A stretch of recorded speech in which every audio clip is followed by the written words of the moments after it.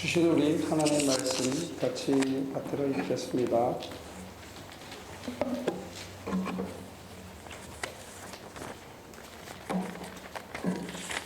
요한계시록 10장 1절에서부터 10절까지. 또 나는 흰색 다른 천사 하나가 주구름에 쌓여서 하늘에서 내려오는 것을 보았습니다. 그의 머리 위에는 무지개가 들려있고 그 얼굴은 해와 같고 발은 불기둥과 같았습니다. 그는 손에 작은 두루마리 하나를 펴서 들고 있었습니다.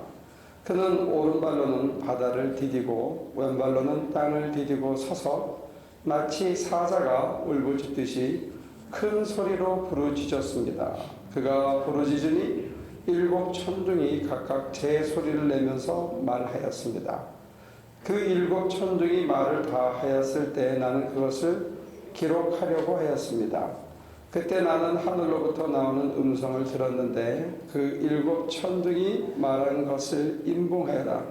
그것을 기록하지 말아라 하였습니다.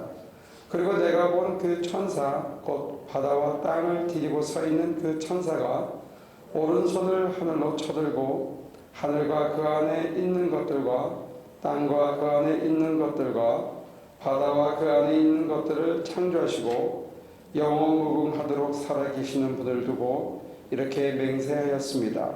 때가 얼마 남지 않았다.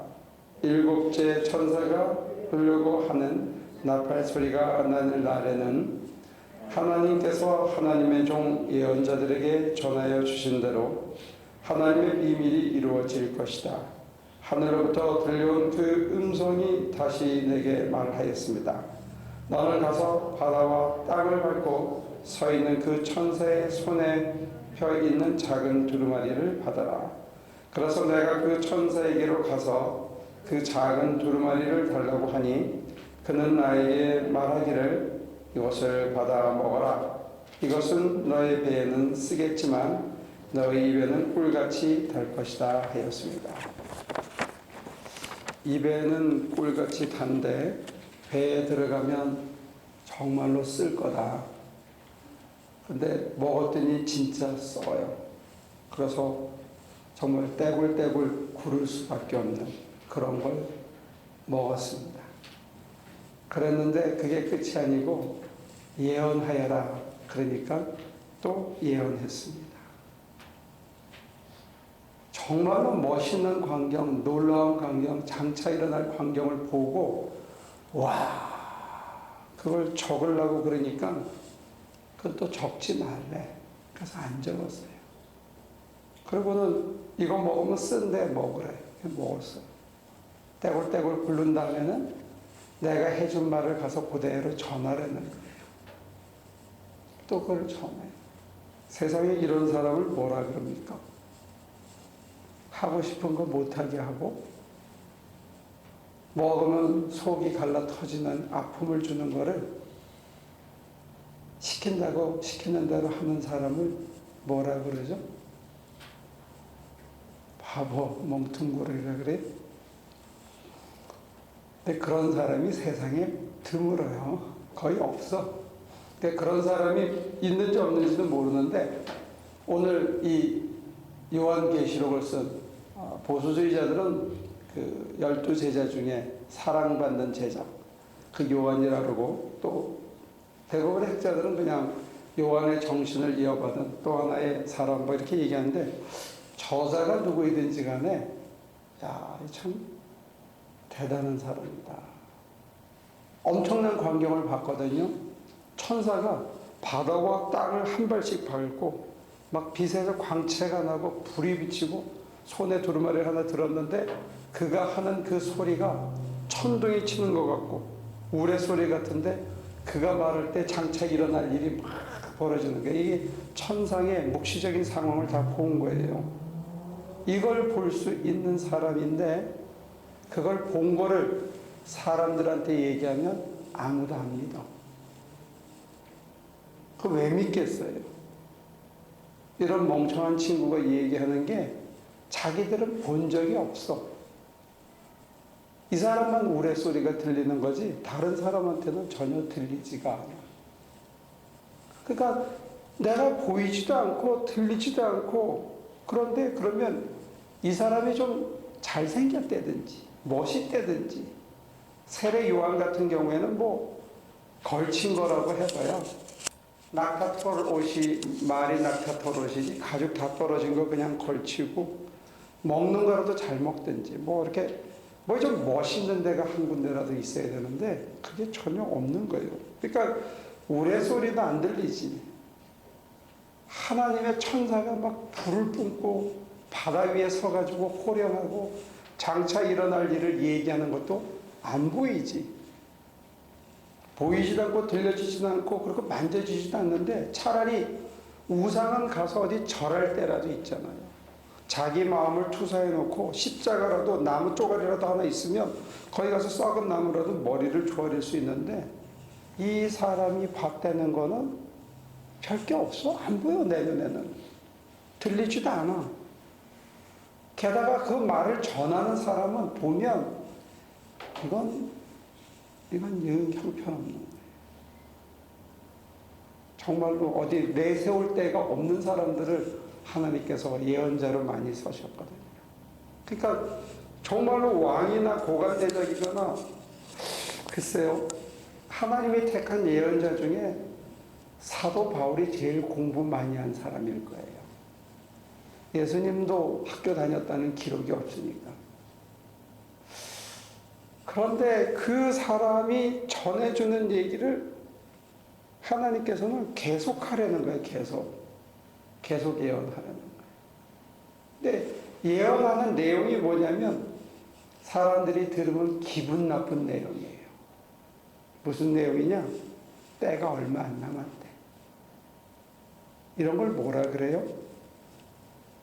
너 곧 죽는다 이런 얘기를 뭐라 그래요? 너희 집에서 3분의 1이 이제 죽을 거다. 이런 얘기를 전하려는 거예요. 자기는 보여. 근데 사람들은 안 보여. 근데 그 사람한테 가서 전하려는데 모세 같은 경우는 말이 어눌하고 사무엘 같은 경우는 너무 어렵고 아모스 같은 경우는 겨우 농부나 하던 사람이에요. 사울은 게다가 교회를 핍박하던 사람이에요. 이런 사람을 택해가지고 가서 너 이제 큰일 난다. 너 빨리 돌이키지 않으면 너 큰일 난다. 이런 일을 전하라 그러는 거예요. 그럼 사람들의 입장에서는 그 얘기가 제대로 맥히겠어요? 안 맥히겠어요? 안 맥히죠. 내 눈에 보이지 않는 거를 봤다고 얘기하는 데다가 내 귀에 들리지 않는 거를 들었다고 얘기하는 데다가 말하는 사람이라도 좀 시원해야지. 좀 껍데기라도 멀쩡한 인간이 그 얘기를 전해주면 좀 들을까. 좀 말주변이라도 좋고 그러면 좀 들으려고 할 텐데 말주변도 어느래 생긴 것도 그래. 바울은 제일 못생긴 성경상의 인물 중에 하나였다고 그래요. 그리고 그 사람은 학자들은 심한 조울증이 있었다. 그렇게들까지도 얘기를 해요. 그런 사람이 와서 말을 전하는데 이게 씨가 먹냐고요. 근데 언제 이 사람들이 예언자가 되냐면 모든 거 다 털리고 예언자가 되는 거예요. 하나님의 말씀을 전할 때 언제 하나님이 쓰시냐면 속이 쓰리고 아파서 떼굴떼굴 끓고 모든 게 무장해제되고 정말로 누가 보더라도 고개를 돌릴 수밖에 없는 그런 모습이 될 때 그들 속에서 결국 하나님을 증거할 수 있는 그때 비로소 사람들이 조금 알아들을까 말까 하는 말로 이게 숙성이 된 말을 할 수 있는 사람이 되는 거예요. 그러니까 하나님의 입장에서는 그게 그럴 수밖에 없겠죠.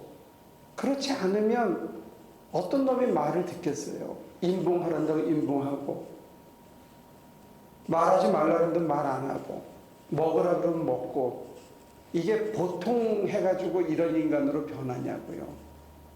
우리가 흔히 하는 말로 얼마나 조 맞아야, 하나님한테 얼마나 조 트져야, 이게 좀 속된 표현이지만 그렇게 되고 나서야 인간이 그렇게 되겠냐고요. 그런데 참 이 모순이 뭐냐면, 그래서 겨우 하나님 앞에 꼽혀가지고 하나님한테는 그렇게 해. 어떤 분이 저한테 글을 보냈는데 식당을 하신대요. 근데 그 쥐가 계속 잡았는데 한 녀석이 안 잡히더라는 거야. 근데 걔 누군지 이렇게 문 열고 들어가면 딱 얼굴을 보니까 그 몸집을 알겠더래요. 1년을 안 잡혔대, 1년을.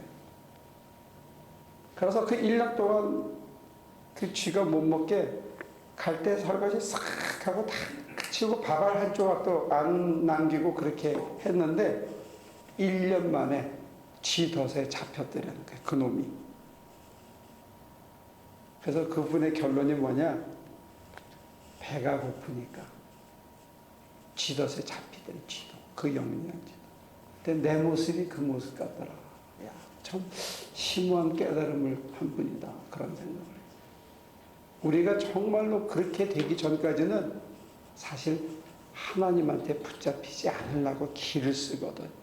밥알 한 조각만 있으면 그거 먹고 버티지, 하나님의 손에 안 잡히려고 내 방식대로 내 생각대로 살려고 그러는 게 인간이지, 그 하나님의 덫에 내가 내 발로 기어 들어가지 않는데, 예언자들이라는 사람들은 어떤 사람들이냐면 하나님의 덫에 어느 날 스스로 에이 이제 어쩔 수 없습니다. 그리고 자기가 그 발로 들어가는 거예요. 그러니까 인봉하라 그러면 인봉하고, 먹으라 그러면 먹고, 말하라 그러면 말하는 거예요. 인간이 할 수 있는 모든 자유를 하나님 때문에 포기하고 따르는 인간이, 이게 예언자예요. 사람의 기본권이잖아요. 이따위 사람들은 다 자기 마음대로 말하잖아요. 근데 말을 못하게 해, 말을.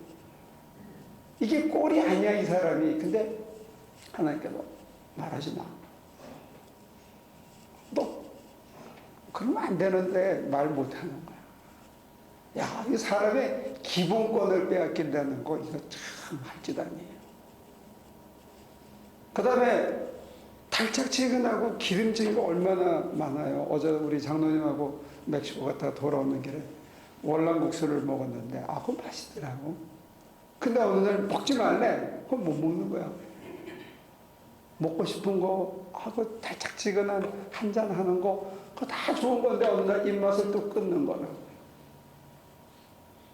제가 담배를 많이 폈었는데, 군대 다닐 때 신학교 가서 좀 헤매고 난 다음에 맛이 딱, 누가 담배를 피면, 지금도 옆에서 담배 피면 그 향이 사람을 아주 불쾌하게 만들 정도로 확 바뀌어버리는 거예요. 근데 먹고 싶은 거 먹지 말라. 이거 보통 일이 아니거든요. 이걸 다 빼앗기는 거예요. 어떤 입장에서 보면 완전히 강탈당한 거고, 어떤 입장에서 보면 어느 날 그게 저절로 안 되어지는 상태가 되는 거예요. 근데 제일 힘든 건 뭐냐면요, 하고 싶지 않은 말을 전해야 될 때, 오늘같이 이런 말을 제가 여러분들한테 전해야 될 때, 이거 힘든 겁니다. 왜? 사람들이 너나 잘하세요, 그럴 거 아니에요. 제가 제 꼴을 봐도 제가 이거를 전할 입장도 안 돼요. 근데 누가 말하면 딱 돌아오는 얘기가 뭐예요? 듣기 싫은 얘기거든. 사람들이 다 자기 고치라 그런 얘기 듣고 싶어요? 그죠? 우리 연세 많은, 우리 나이 많이 드신 권사님도 이거 이렇게 짠 거 드지 마세요. 그럼 귀찮죠? 듣기 싫지. 김치 드지 마세요. 몰래 안 보는 데서 물 씻어서 먹더라고. 내가 보니까 당뇨로 다리 자르고도 곰탕에다가 소금 쳐서 먹더라니까. 그게 사람이에요. 근데 이 예언자는 목사의 직업이라는 게 무슨 직업이냐? 남 듣기 싫어하는 얘기만 골라서 하는 직업이 이게 아주 더러운 직업이에요. 근데 이게 내가 내 정신 말짱하고 밥 한 톨이라도 주워 먹는 쥐새끼 같은 형편이면 제가 그 덫에 들어가겠냐고요. 안 들어가요. 미쳤지. 내가 멀쩡한 정신을 갖고 있는데 거기를 왜 기어 들어가요? 가서 이 아니면 저도 교양이 있다는 소리 듣지. 교인들한테 우리 목사님은 품위가 있고 나를 언제나 이렇게 텐더하게 컴포트 시켜주고 참 멋있는 분이란 이런 얘기 듣지. 차다 싸늘하다 인간이 어떻게 그러냐. 저도 그런 소리 듣고 싶지 않아요. 그렇지만 이게 세 가지를 강탈당한 거야. 할 말 못하고 해서는 안 되는 말 해야 되고 먹고 싶은 건 못 먹고 이 입이 완전히 이게 봉쇄당한 게 오늘 이 예언자들의 삶이더라. 근데 이걸 왜 하냐? 이걸 왜 하냐? 미친놈 아니냐? 이 짓을. 저도 하기 싫어 어떤 때는. 야, 이걸 어떻게 해야 되냐? 근데 소위 자유로이 자유를 반납하고 난 다음에 그래요. 제가 그 덫에 들어갑니다. 이제 항복. 제 마음대로 제 원하는 입 가지고 제가 원하는 거 추구하고 제 먹고 싶은 거 제게 달콤한 거 했는데 그 결과가 하나도 없더라. 그래서 저는 이제 이 길을 갑니다. 무슨 길?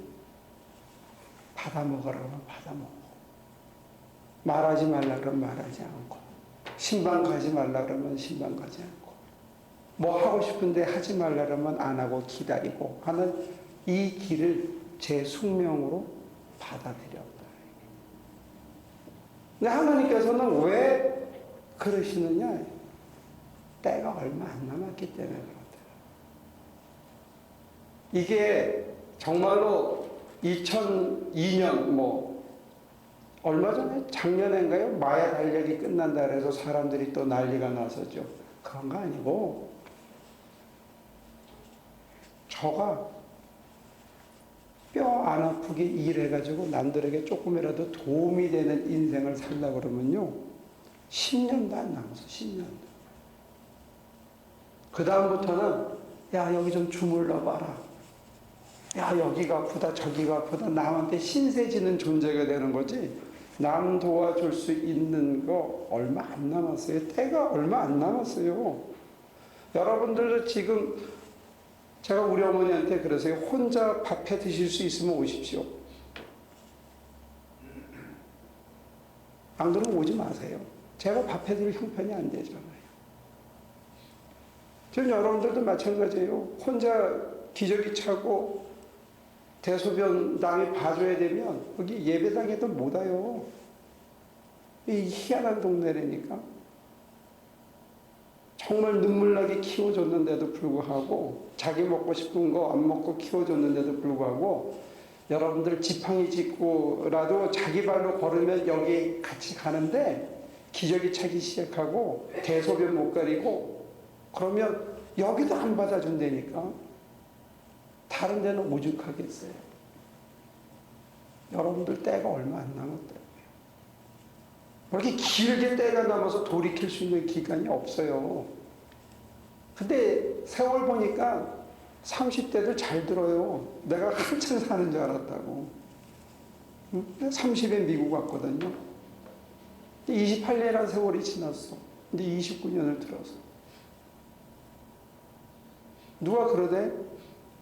40대는 40마일로 인생이 가고 50대는 50마일로 간대.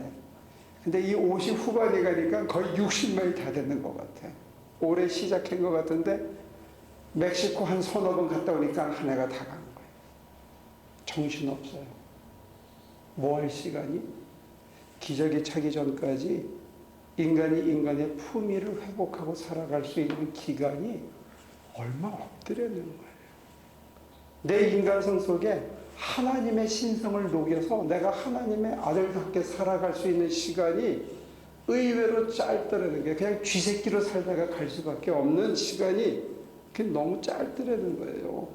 시간이 얼마 안 남았어요. 그러나 하나님께서는 자기 가슴을 후벼파면서 우리가 돌아오기를 기다리시는 거예요.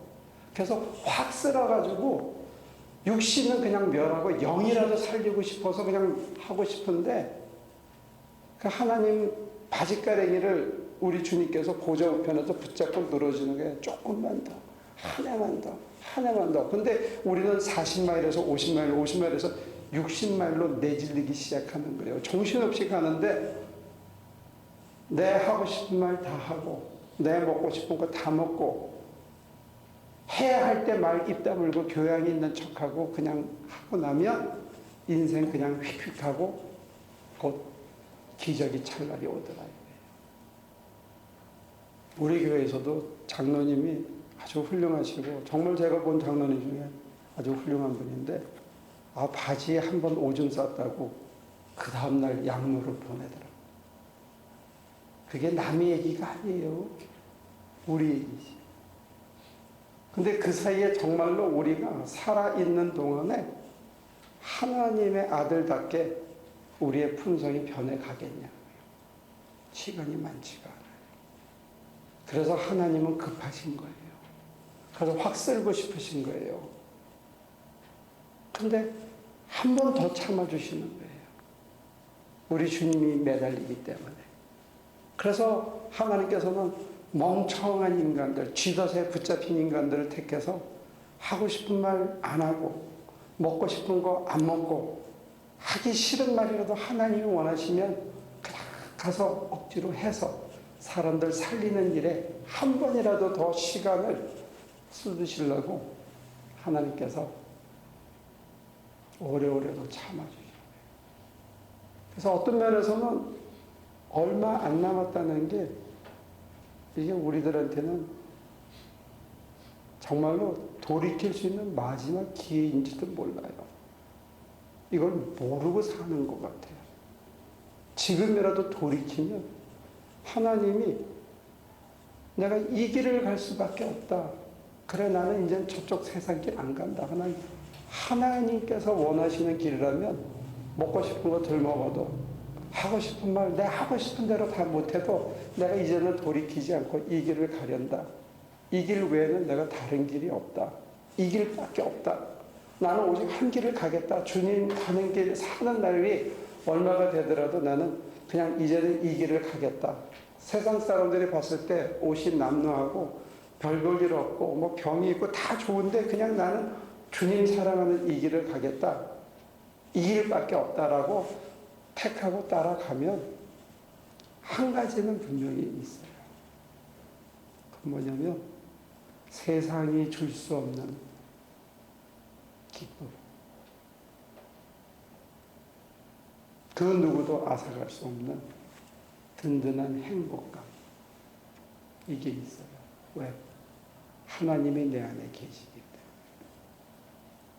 그래서 그때부터 눈이 열려서 천사가 우주를 끌고 가는 게 느껴지기 시작하고 내가 아니라 하나님이 내 운명을 앞서서 예비하시고 나를 살리기 위해서 진창에 엎드려 계시고 내 길을 예비하고 가신다는 게 느껴지기 시작하는 거예요. 그래서 이게 혼자가 아니라는 거예요. 제가 지난주에 멕시코 갔다 왔잖아요. 2박 3일 동안. 온몸이 다 아프더라고. 근데 우리 장로님한테 연락을 받았는데 수요일 날 아무래도 거길 가야 될 것 같아요. 누가 그러더라고요. 제가 답장할 때는 그러세요. 제가 또 가야 되나요? 이렇게 좀 가야 되나요? 하고 이렇게 꼬리를 올리는 질문으로 이렇게 보냈거든요. 그랬더니 장로님 답장이 제가 갔다 오지요. 그러니까 제가 갑자기 꼬리를 내렸어요. 저도 갈게요. 그러니까 저도 가야 되나요? 하고 질문했던 게 저도 가지요? 하고 꼬리를 내려서 둘이 갔다 오니까 안 힘들더라고요.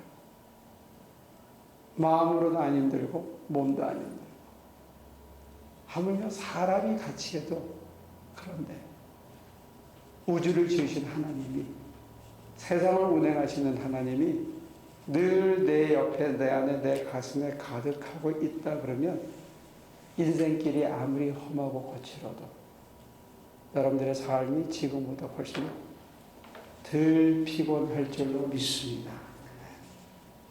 덜 피곤한 거예요. 내가 혼자가 아니라는 게. 그래 나는 하나님의 길을 간다. 하나님이 원하시는 길을 간다. 내 입을 막으셔도, 내 하고 싶은 거 못하게 하셔도, 내 먹고 싶은 거 못 먹게 하셔도 나 하나님이랑 같이 간다 하면 하나님이 언제나 나와 함께 내 심장 안에 계시기 때문에, 그게 멕시코든 케냐든 그게 땅끝이든 어디든 삶의 가장 시궁창이든 천장 속에 가서 기는 일이든 할 때에도 혼자가 아니라 내 아버지 하나님이 나와 함께 나를 이렇게 감싸시며 같이 가고 있다는 이 든든함이 저와 여러분들에게 외롭지 않게 해주고, 하나님이 계시기 때문에 내가 든든하고 덜 피곤하고, 이거 참 좋네. 사는 게 이렇게 좋은 건데 내가 이걸 잘 모르고 살았네. 아마 제가 아는 짧은 지식으로는 아마 이 요한계시록을 쓰신 요한이 그게 있었기 때문에, 하나님의 사랑을 가득 받았던 그 사랑이 자기 가슴 속에 가득 차 있는 걸 알았기 때문에 쓴 거 먹어라 하면 쓴 거 먹고, 내가 가서 말씀 전하면 저 사람들이 틀림없이 안 들을 거를 알면서도 그저 시키는 대로 무슨 뜻이 있겠지, 무슨 특별한 뜻이 있어서 그렇게 하시겠지 하고 순종하고 갔기 때문에 우리한테 이렇게 좋은 책이 남아있는 것 같아요. 우리는 이미 정답을 알고 신앙생활을 하는 사람이잖아요. 무슨 정답이요? 나는 이 길을 가리라. 때가 얼마 남지 않았다. 기저귀 차고 남에게 의지해가지고 그냥 생명을 연장하는 생존의 시간까지 우리가 얼마 남지 않았다. 살아있는 동안 사람의 인테그리티를 가지고 남에게 조금이라도 도움이 되는 인생을 살다가 갈 수 있는 그 시간이 사실 많이 남지 않았다. 그래서 우리가 돌이키기를 원하지. 할 수 있는 대로. 그러니까 뼈가 부러져도요, 정말 숨이 여기까지 차더라도 하나님이 함께 하시고 또 힘 주신다고 믿고 할 수 있는 한 선한 일을 하다가 여러분들이 부르시는 날 갈 수 있으면 좋겠어요. 네, 그 순간순간이 내가 밥알 주워 먹는 쥐새끼로 살던 인생보다는 훨씬 낫다는 거예요. 고기 한 점에 내 양심을 팔던 그 인생 사는 것보다 남한테 가서 땀 흘리고 도와주고 시궁창을 기는 게 훨씬 우리 심령에 행복감을 주더라는 거예요. 오늘 이 아침 우리 하나님께서 저와 여러분들에게 넘치는 행복감을 선물해 주신 줄로 믿습니다. 한 주간 더 행복하시기를 주님의 이름으로 축원합니다. 기도하시죠. 세상에서는 버림받았는데 하나님에게 택함받았습니다. 그래서 하나님 가시는 길 이제는 다시는 놓지 않고, 하나님이 원하시면 그 길 어디든지 따라가려고 발버둥 치는 연약한 저희들에게 늘 새 힘을 주사 살아있는 동안 인간의 품위를, 그리고 우리의 인성 속에 하나님의 신성을 녹이는 그런 놀라운 기적이 있게 하여 주옵소서. 먼 훗날 뒤돌아봤을 때 참 부끄러운 삶을 하나님의 은혜로 극복했구나. 주님을 반갑게 만났을 때, 우리 얼굴 속에서 만났던 그 주님을 다시 볼 때 주님께서 너 참 나 많이 닮았구나 하는 칭찬을 들을 수 있는 우리 하나교인들이 될 수 있도록 도와주시옵소서. 예수님의 이름으로 기도합니다.